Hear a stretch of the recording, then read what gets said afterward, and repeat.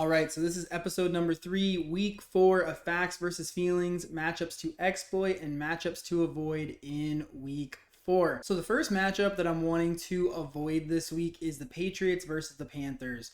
The Patriots are not letting you run the ball on the ground. They are just not letting it happen. Really hasn't mattered through 3 weeks who the running back's been. Big, fast, doesn't matter. They are just not letting you get it done. Chuba on the season so far has not been able to really get a good rushing game going with this Panthers offense.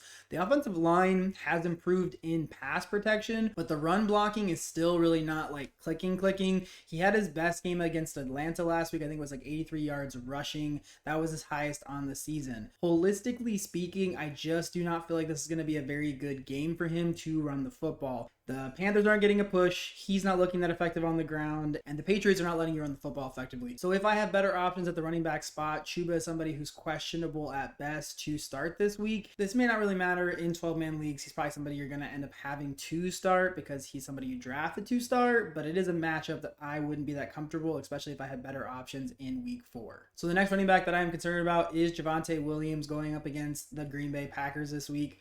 So far, and this is like the honest truth, I think that like passing game statistics are not quite as sticky. It's a little bit more like what teams' defenses are letting you pass and score, because week over week, defensive schemes and strategies can change depending on who they're facing. So those aren't quite as sticky. I did a whole video on this before the season started, where rushing statistics and rushing yards are much more sticky. Defenses week over week after the first few weeks are going to be pretty straightforward with how many rushing yards they're allowing. Same thing for running offenses. They're going to be kind of consistent after the first handful of weeks as well. When it comes to Green Bay, though, they are not letting you score points. They are not letting you pass. They are not letting you run specifically. They're a top 5 run defense right now in the NFL for the first 3 weeks. We saw what they did to Detroit in week 1. You could say that it's week 1 rust for the Lions, but in my opinion, it's really just this Packers defense getting after and stopping the run. So I am kind of worried for Javonte this week. I know he has looked pretty good through the first handful of weeks. He's somebody that was going later in your draft, so you should have better options to start this week. If he's not able to get it done on the ground and they're not able to get it done through the air, and now CeeDee Lamb is more than likely not going to play, this offense is going to come to a screeching halt, and Javonte Williams is going to be at the forefront of that screech. The next matchup that I am not looking forward to this week is the New York Giants going up against the LA Chargers. Not only is it going to be Jackson Dart's first start, but currently right now the Chargers are top 10 in pass defense and they are top 5 in run defense. They are not letting you run the football. Cam Scatterboo has looked good. People will probably be tempted into starting him this week. He is not somebody I want to start against this Chargers run defense who is not letting you run the football. I know J.K. Dobbins had an okay-ish performance in week 3, but I do believe, even with that being said, that Sean Payton has a much better run scheme than what we're going to see out of Brian Daboll and the New York Giants. It's already going to be a bad situation for this offense in week 4 because, as I already mentioned, it is going to be Jackson Dart's first start. They're not letting you pass the ball. They're not letting you run the football. Cam Scatterboo, like I said, with the hype, is probably somebody people are going to be out there like, oh yeah, you got to start him. He's a middling RB2 this week or a low-end RB2.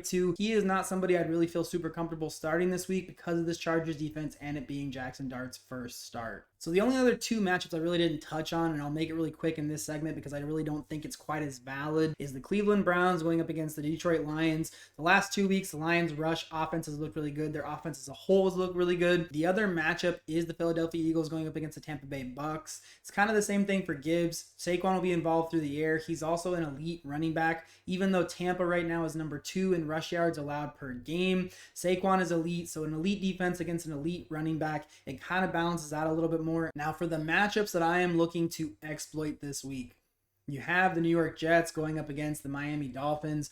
Right now, the Dolphins are just giving it up through the air. They are giving it up on the ground. You're going to see Tyrod Taylor potentially play in this game. If it is Justin Fields, it probably diminishes a little bit of Breece Hall's upside. It should still set it up either way, regardless of which quarterback it is, for Breece Hall to have a pretty good game on the ground. I do think even if Justin Fields plays, he probably won't rush quite as much, only because he's coming back off of that concussion. I would kind of assume we see Breece Hall find himself in somewhere between like week 1 performance and week 2. Maybe he's giving you 15 to 18 PPR points. I do feel like he's a decent start this week against a lackluster Miami Dolphins defense. Another matchup I am looking to exploit this week, if I do have the running back 1 on this team, is the Denver Broncos going up against the Cincinnati Bengals. J.K. Dobbins, as far as I'm concerned, is in an absolute smash spot. Jake Browning could be in trouble going up against the Broncos this week. It could set it up where they are able to run the ball a lot more effectively for Denver. One, because Cincinnati cannot stop the run, and two, because if they've already scored some points and Cincinnati can't score against what should be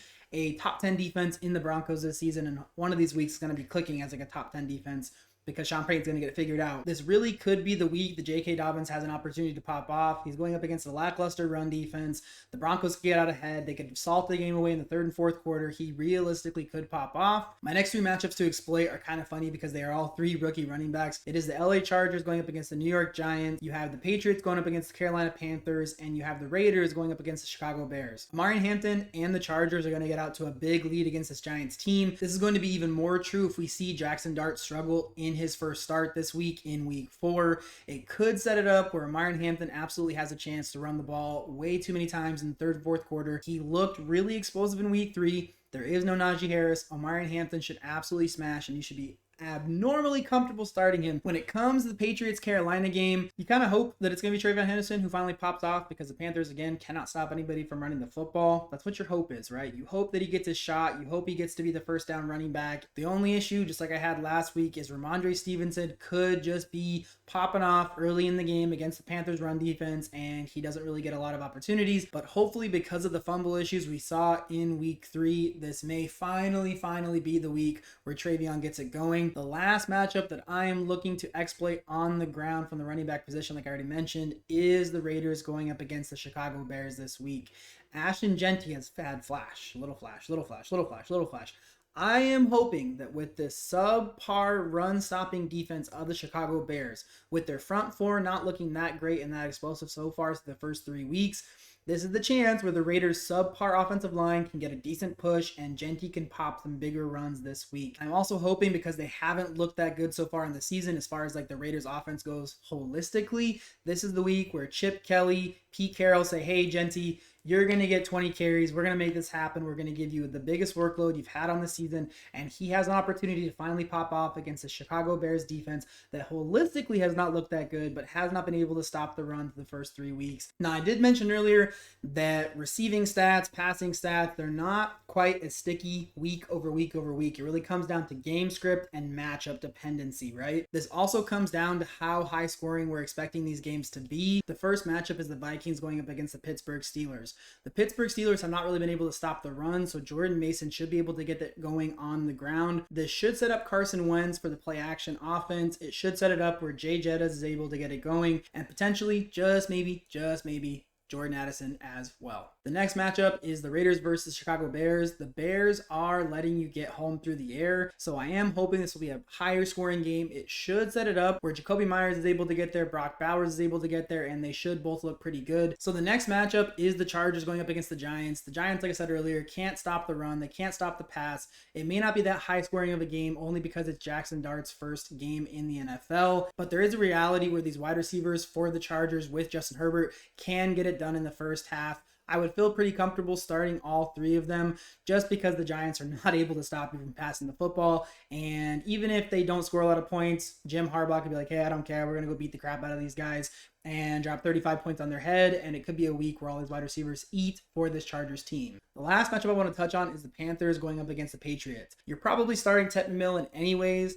If Christian Gonzalez does not play, though, it should be a smash game for Ted. They are currently bottom 4 in pass yards allowed per game through the air through the first 3 weeks. This should still set it up where Ted gets a decent amount of targets, decent amount of receptions, and a decent amount of yardage, even if Christian Gonzalez does play. Alrighty, so there are my week 4 matchups to exploit and avoid. It's a little bit harder when some of these people you're going to start anyways, but I do want to high note even more the people that are like, it's more of a fringy RB2 or a fringy wide receiver guy. You should be more comfortable to start those people in the weeks where those run defenses or pass defenses are just kind of giving it up either on the ground or through the air.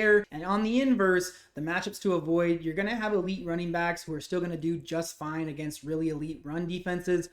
But the guys who are not quite as elite, I really wouldn't want to start them if I had better options. Some of them obviously are still going to be people that you drafted to start. So maybe you're in a tough spot. You don't have anybody else. But if you have the opportunity to kind of avoid some of those guys and don't have to start them in week 4, I would look to try and like fade them this coming week. Hopefully this video helps get just a little bit closer to winning your fantasy football championship in 2025. If you are looking for some other people to pick up, and you're in deeper leagues especially, I know the waiver wire's already passed, but I still have my video out there. You can go and check and see if there's anybody on there who's still available in your leagues, especially in deeper leagues. And potentially you can find somebody to pick up off of that video that I just made, stash them on your bench, see how they look in week 4 and week 5. And you could just maybe have somebody who is very, very viable for you in fantasy football in the back half of the season. Hopefully I'll see you guys again. No, hopefully you guys will see me again real soon. And until then, y'all have a blessed day.